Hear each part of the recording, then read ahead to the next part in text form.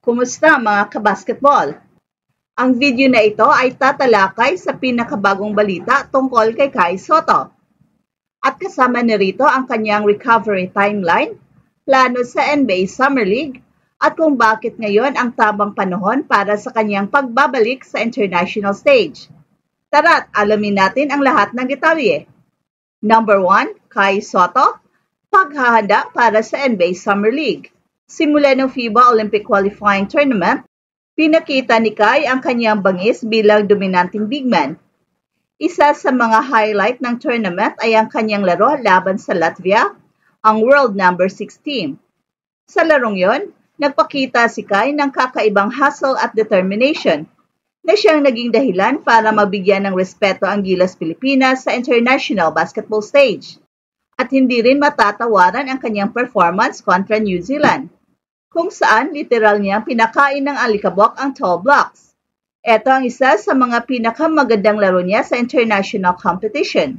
Ang momentum na to ang naging susi para mas mapansin si Kai sa iba't ibang professional basketball circles. At ngayon, sigurado nang makatanggap si Kai ng imbitasyon para sa NBA Summer League ngayong taon. Ang tanong, handa na ba kaya ang kanyang katawan? Number 2, injury update at recovery timeline. Ang injury na pinaka-latest kay Kai ay isang ACL tear. Isang delikado at seryosong injury na madalas mangyari sa mga atleta. Pero huwag kayong mag-alala dahil based sa mga medical reports, posibleng makabalik siya sa court sa loob ng 6 na buwan kung maayos ang recovery process.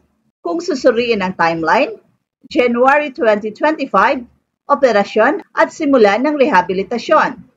February hanggang April, magiging critical ang unang 3 buwan para sa range of motion at strengthening exercises. May hanggang June, simula ng on-court drills, light training at conditioning. July, target makasama sa NBA Summer League, depende sa response ng kanyang katawan. Sa medical na aspeto, posible ang pagbabalik ni Kai sa tamang oras. Ang tanong ay kung paano niya itutulak ang kanyang sarili habang hindi masasakripisyo ang kanyang long-term health. Number 3, bakit mahalaga ang NBA Summer League para kay Kai? Well, ang NBA Summer League ay isang malaking opportunity para sa mga aspiring players tulad ni Kai. Dito makikita ng NBA teams kung ano ang maibibigay ng mga bagong talento sa liga. At narito ang mga dahilan kung bakit dapat niyang seryosohin ang pagkakataong ito. Magkakaroon ng pagkakataon si Kai na maipakita ang kanyang skills sa harap ng mga NBA coaches, general managers at scouts. Ang magandang performance ay pwedeng magbigay sa kanya ng kontrata o kahit two-way deal. Ang Summer League ay parang audition para sa NBA at international leagues. Kung mag-excel si Kai, magbibigay ito ng kumpiyansa sa kanya na kaya niya makipagsabayan sa pinakamagagaling na player sa mundo. Well, hindi may kakailan na malaki ang pag-improve ni Kai mula nung siya ay naglaro sa NBL, Gilas Pilipinas at Japan B-League. Ang Summer League ang tamang lugar para ipakita ang kanyang bagong arsenal. At kung pagbabasihan ang kanyang laro sa Japan B-League, makikita ang malaking improvement sa kanyang fundamentals. Offensive development. Mas consistent na ang kanyang mid-range shooting at hook shots. Mas agresibo na rin siya sa offensive boards na nagbubukas ng second chance opportunities. Defensive impact. Nangunguna si Kai sa shot blocking na may average na 1.3 blocks per game. Mas mature na rin ang kanyang positioning at awareness sa loob ng paint, kaya madalas niyang naalis ang driving lanes ng kalaban. Sa edad na 23 years old, nasa prime developmental years pa rin si Kai.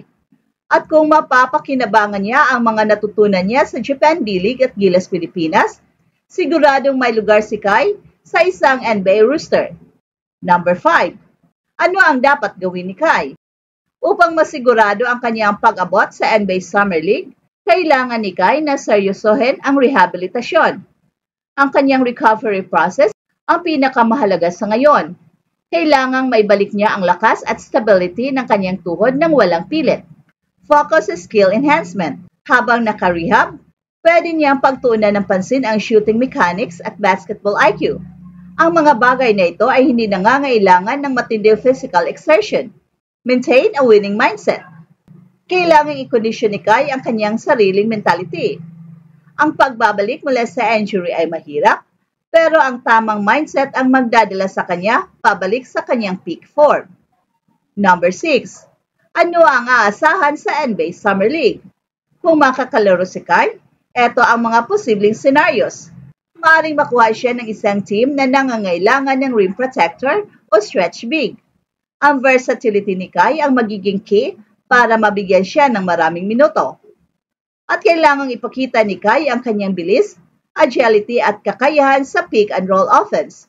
Mahalagang maipakita niya na kaya niyang makipagsabayan sa NBA tempo. At kahit hindi siya agad makakuha ng NBA contract, posibleng mabigyan siya ng mas maraming opportunities sa G-League o International Leagues. Huwag natin kalimutan na ipakita ang ating pagmamahal at suporta sa isa sa mga pinakamahalagang basketball players ng ating henerasyon. Mga kabasketball, napakalaking pagkakataon para kay Kai ang NBA Summer League. Bagamat may hamon sa kanyang recovery, malinaw na may plano siya at determinasyon na magtagumpay.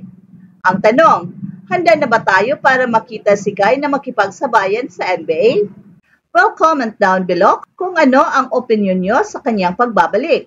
Huwag kalimutang mag-like, mag-subscribe, at i-click ang notification bell para updated kayo sa lahat ng basketball news at updates. Maraming salamat sa panonood. Kita-kits sa susunod na video. Paalam!